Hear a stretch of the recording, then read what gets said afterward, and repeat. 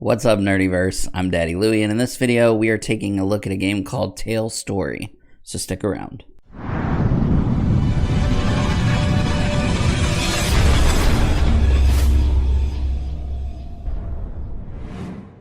Before we get started, if you are new to our channel and you want to see more content like this, start now by hitting the subscribe button and the bell icon so you don't miss any future videos. Tale Story is an upcoming Kickstarter game from a new developer out in Thailand. It is for ages 12 and up. It is 2 to 4 players, and it takes around 20 to 30 minutes to play. This game has a unique goal in that you have to run through your deck of cards as quickly as possible, not once, not twice, not 3 times, but 4 times, each time gaining an achievement and altering the way that you will play, ultimately leading to either your success or getting beaten by your opponent. The art is really fun. And there are definitely some unique mechanics that separate this game from other games that we have played. The question is this game any good? If you join me on the table, we will check it out and get started. So the copy of Tale Story that we have here is a prototype copy, but it is very well constructed and very well put together. You see some really great art here on the front, and then a description of how the game plays with the components on the back. The box is magnetized. I like that the game itself has a small footprint. It doesn't require a lot of space to play, as you'll see in a minute, and the box is rather small, but designed well, because inside the box they've actually noted that the spaces that they've created for the cards are meant to be for sleeved cards, so you can either have them play sleeved or unsleeved, which is nice. You have your rule book, which is a big fold-out kind of poster style, which is kind of neat. And then some play mats, which I'll show you in a second. And then you have your cards. There's different types of cards. You have 4 reminder cards or step cards. You also have 4 cue cards. These cards are the determine the player order. So you have 1 through 4, and then you have your character cards.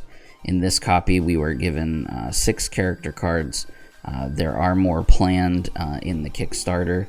There's going to be some expansions that include new cards as well.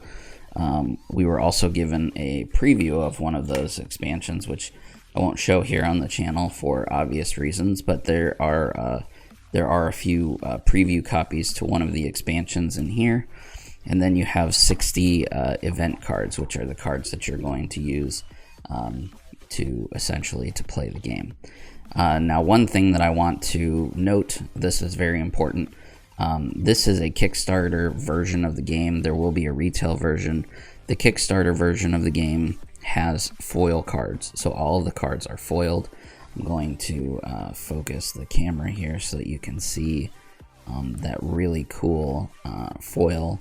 There's also, as well as the foil, which you can see, like his eyes there are foiled out, and the background here is foiled out. But there's also kind of this glossy, embossed texture, I guess. This is not foil. This is actually just shiny. So you have, like, the background is matte with foil, and then you have this embossed kind of gloss tone to it. You can see it kind of as well on the back. So this is like a matte, but then everything is raised and gloss. So these cards are really, really good. The art is awesome, and then the foil just adds an extra layer of, I don't know, quality to the game itself. So I really, really like this a lot. And but these versions of the card, these foil versions of the card, will only be in the Kickstarter. So you don't want to miss out on this, because when it goes to retail, you will not get foiled cards like this. And I really do feel like that adds a whole nother layer of awesomeness, I guess, to this game. Like I said, there are 6 characters included in this copy of the game that I got. There are 2 canines, Jack the Beagle and Alan the Greyhound. And then you've got 2 felines, Pad Thai the Siamese cat, and Khalid the Sphinx cat. And then you have 2 rodents, which is Rocky the chinchilla and Ham and Cheese the hamsters. So you will determine who's going to play as what character. You can either choose or assign randomly.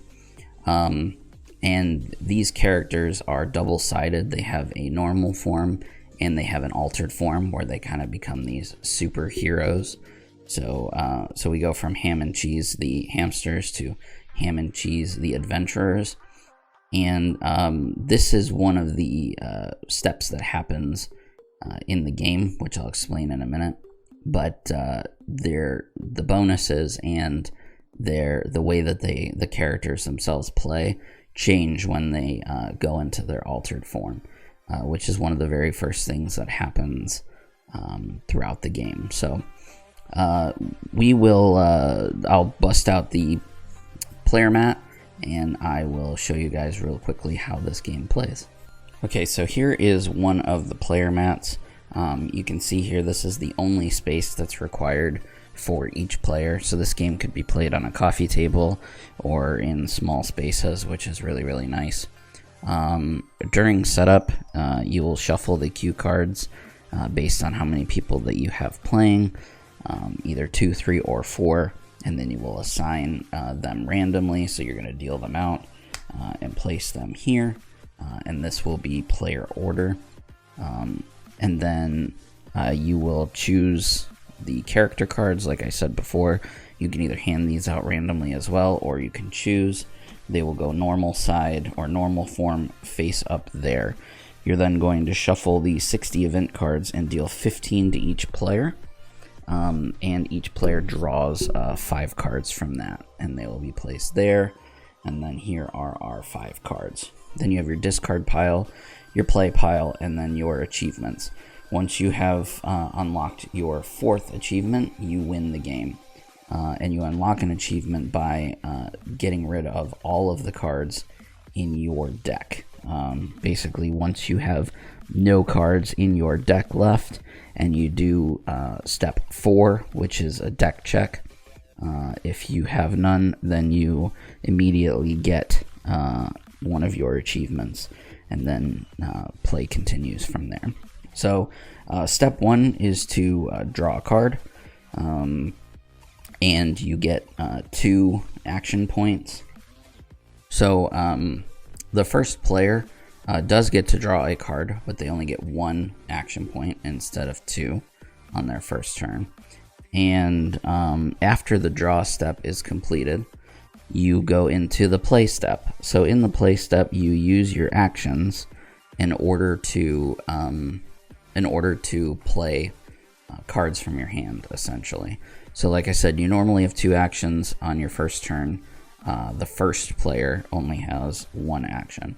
And the actions that you can take are listed very nicely here on this card. So you can play an event card from your hand into the play zone, and the action point value is in the top left. So you'll see here, this requires 2 actions to play, 1 action, 1 action, 1 action, 2 actions, and 0 actions, because this is like a stop card that stops your opponent from playing cards. The other thing that you can do is draw a card. So you can spend one of your action points to draw a card and discard a card. And then when your character is in their altered form, they get a special ability. It doesn't cost any points. Some of them are only usable once or twice a game. Other ones can be used every turn. And then you can also spend no points to swap 1 or 2 cards in your discard pile with the same number in another player's discard pile. So this game really is kind of a, play on your opponent, mess with your opponent's stuff.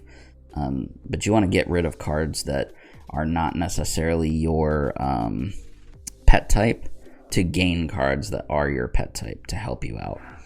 So there are a few keywords that you'll see on the cards. I won't go over all of them, but just to show you an example, like this effect here, I could spend one action to play this ability, and I would be able to steal 1 to 2 cards from my opponent. Now, why would I want to steal cards? That's just going to make my deck bigger, and the object is to get the deck to be smaller. Well, I can also bury cards, which is taking cards from my discard pile and putting them in my opponent's discard pile, making their deck bigger. So this card here, I could steal 1 and then bury 2, which would essentially make my deck go down to 14, where it was increase their deck up to 17 cards or 16 cards. So you can kind of see where a card like that would work. There's also these special ability cards that take 2 actions. They require you to be a canine, and you have to do these effects, basically. So you have to howl twice. You can draw up to 5 cards. It can't be stopped by a stop card.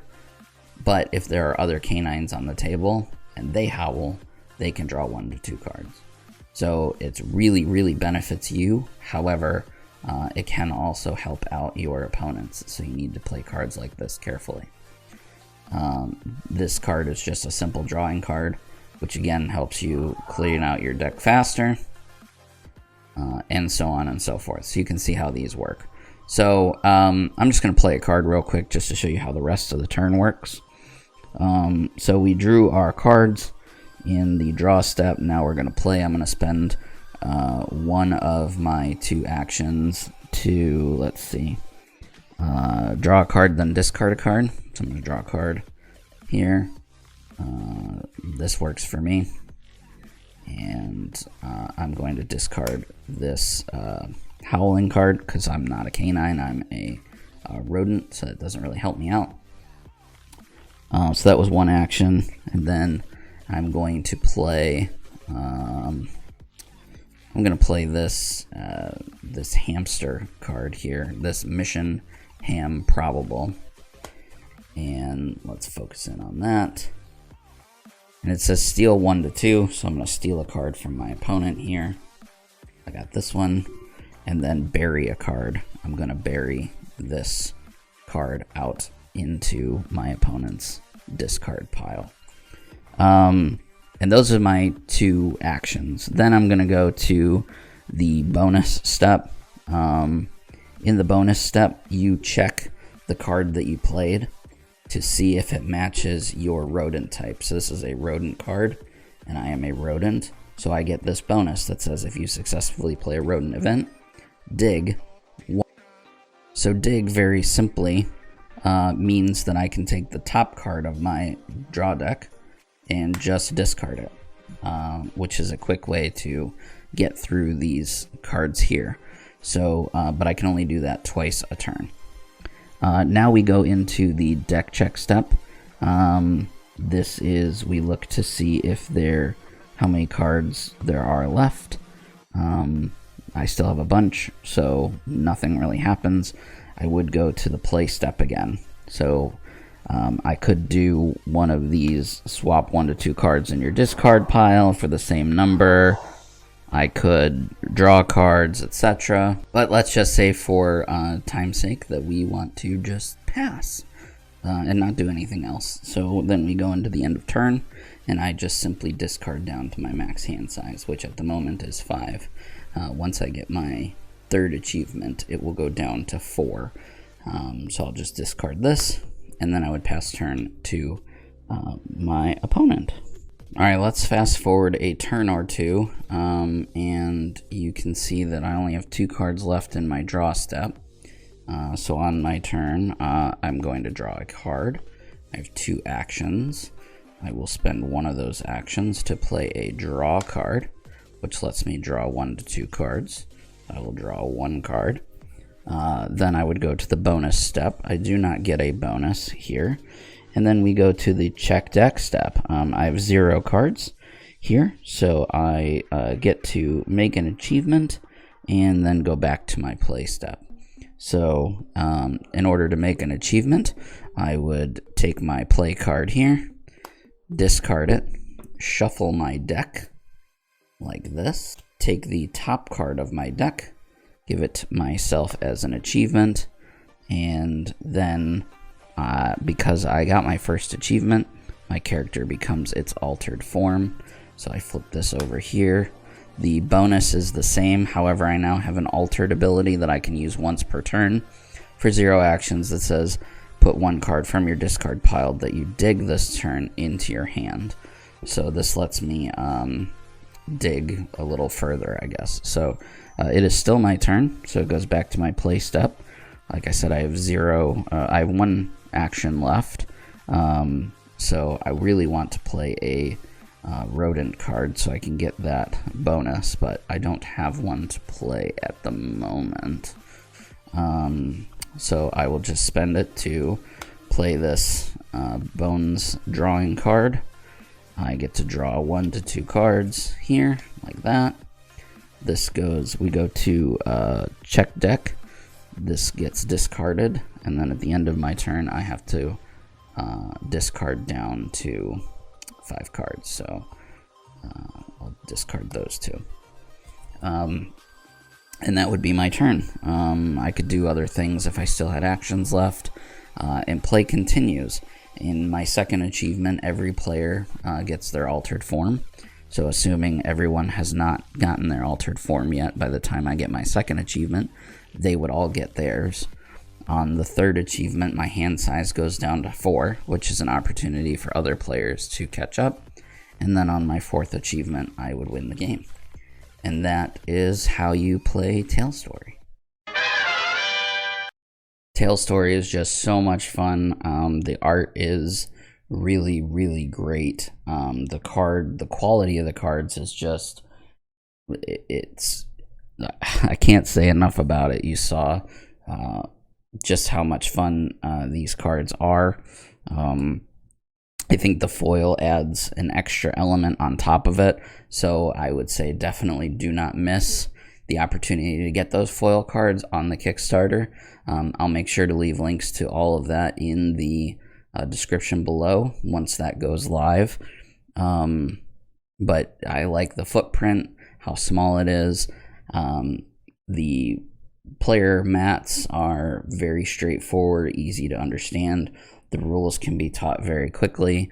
One recommendation that I would have to the development team is, in addition to the turn cards and the things that you can do on your turn, I'd like to see a cheat sheet of what each of the keywords on the abilities do, so I don't have to reference the rulebook constantly. Like, what does dig do? What does bribe do, etc. If you play enough, you'll eventually have that stuff memorized, but having a little cheat sheet for new players when introducing the game to other people would be really helpful. Even if maybe you just took it and threw it on the back of the rule card, that way we could just have it out without having to open the rules.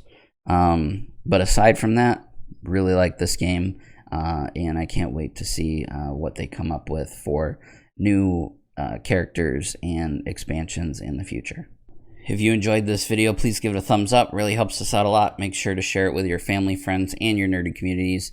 If you have any games that you would like to see us cover here on our channel, you can leave a comment section down below. I do read them all, and I enjoy interacting with you. If you have any videos that you would like featured on our page, or if you would like to collaborate with us, you can hit us up on one of our social media platforms: Facebook, Twitter, Instagram, at Circle of Nerds. Also, don't forget that we have a weekly podcast that comes out on Tuesdays called The Cosmic Disaster Show. You can find that right here on YouTube or anywhere that you enjoy listening to podcasts. And for an extra bit of love and affection to the Circle of Nerds, please consider checking us out over on Patreon at patreon.com/Circle of Nerds. Anyway, guys, that's all from me. I will see you in the next video.